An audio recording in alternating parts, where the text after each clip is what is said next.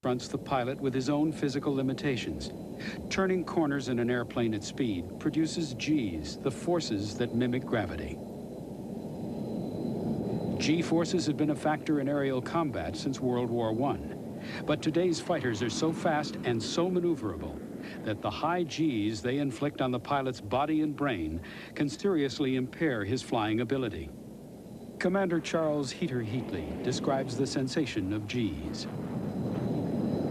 It feels like a great weight pressing down on you. The more you pull back on the stick, the harder it presses down. And what you feel is the oxygen mask pressing on your nose. You feel the skin coming down on your face.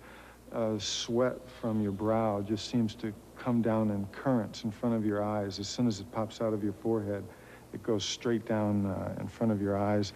And you can feel your lungs being pressed on your diaphragm, and you just sort of scrunch into the seat.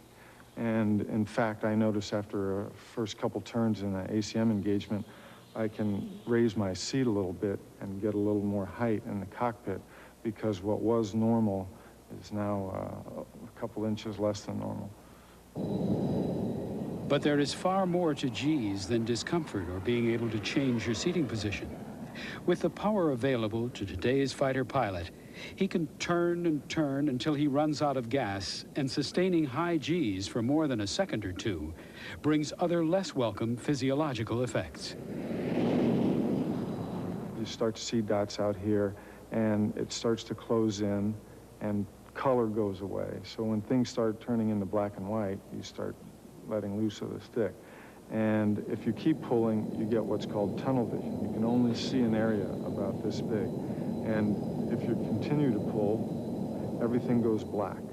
And when it goes black, you can still hear the radio, you still know you're flying, you still know you're in an airplane, and it is now time to unload and get the blood back in your head. If you don't get back off the stick, pretty soon, not only will you lose your vision, you'll lose consciousness, and then you have G-induced loss of consciousness. If it were possible to see inside a pilot's brain when he is subject to high G's, we would see that the principal problem was one of oxygen starvation. Like other cells in his body, brain cells need oxygen. Oxygen-rich blood is pumped by the heart into the exquisitely fine circuitry of the cerebrovascular system. But when exposed to high G's, that blood begins to weigh more. At about 4 or 5 times the force of gravity, the heart's pumping action ceases to be effective, and the blood pressure in the head falls to 0. This denies the brain cells the oxygen that's vital to their continued activity. And within 3 seconds, they stop functioning and the pilot lapses into unconsciousness. The big problem is that most people, especially in single-seat fighters, don't know they've had the event. They just feel a little bit dizzy or whatever.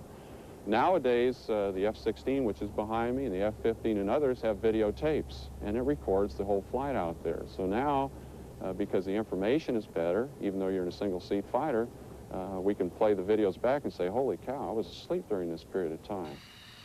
For the video you're about to see, holy cow would be an understatement.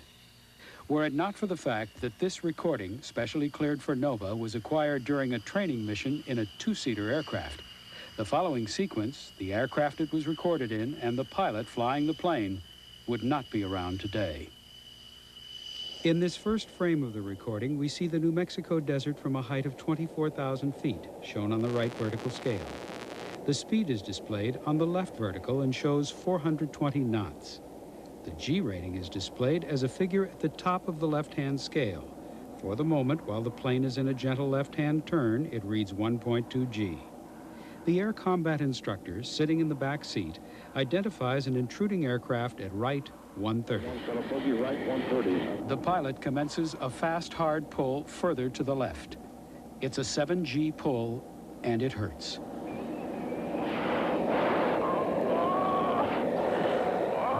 That last groan has since been analyzed as the moment when the student pilot lost consciousness. But the instructor in the back seat doesn't know that yet. All he sees is the desert floor rushing towards him. He decides to call the pilot's attention to the fact.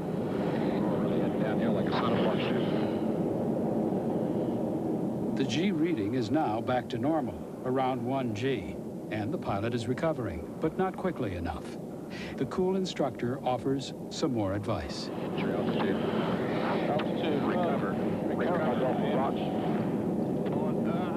The plane is now doing nearly 500 knots straight down towards the sun-baked rocks below. Realizing at last what's happened, the instructor pulls the aircraft out of its lethal dive and finds time to give vent to his feelings. Damn it!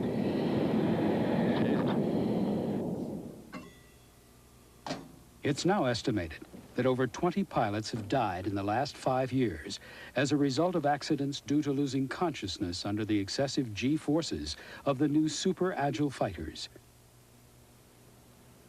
Here at Brooks Air Force Base, a comprehensive research program is being conducted in the centrifuge to establish the exact nature of the way the body responds to Gs and the full extent of the pilot's incapacitation.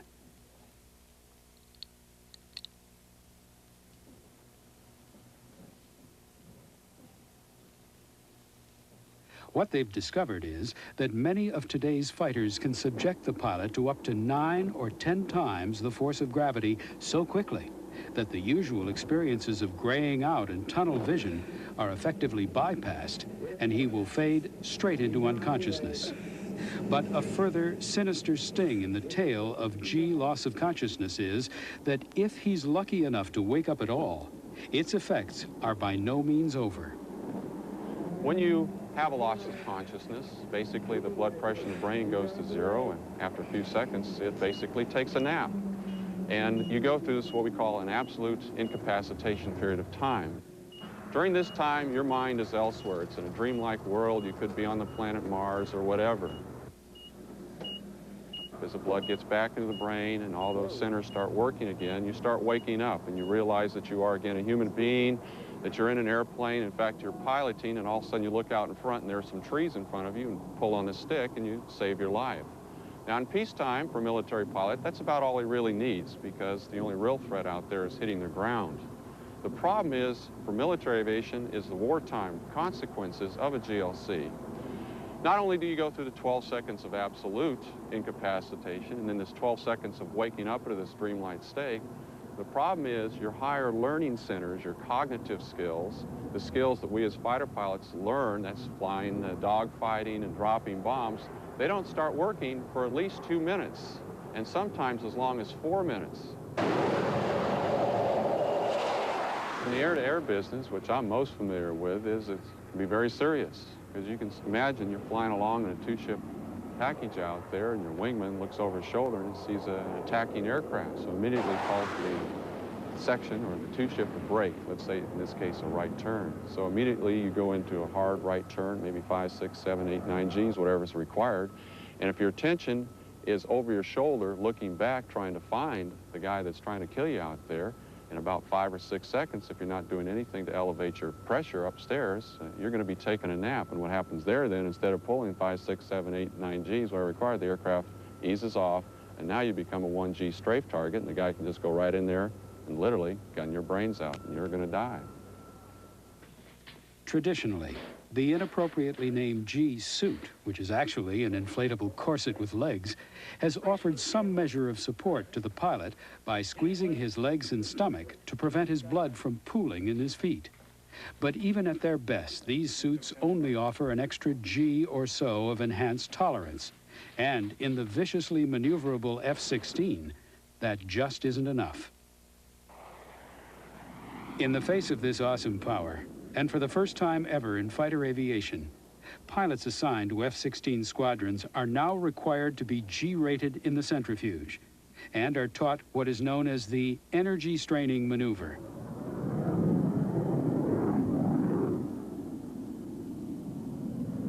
Subject is ready to brake. Brake is activated. Pressure. Pilots and doctors alike coyly describe this exercise as exactly like straining on the toilet when you're constipated. This may be faintly embarrassing, acutely uncomfortable, and when performed on the ground at 1 G, very dangerous. But in high G maneuvers, it can win an extra 3 Gs of tolerance for the pilot. Our whole purpose is to give them the confidence and the knowledge that they can operate at the higher G levels without taking a nap and maybe having a bad day.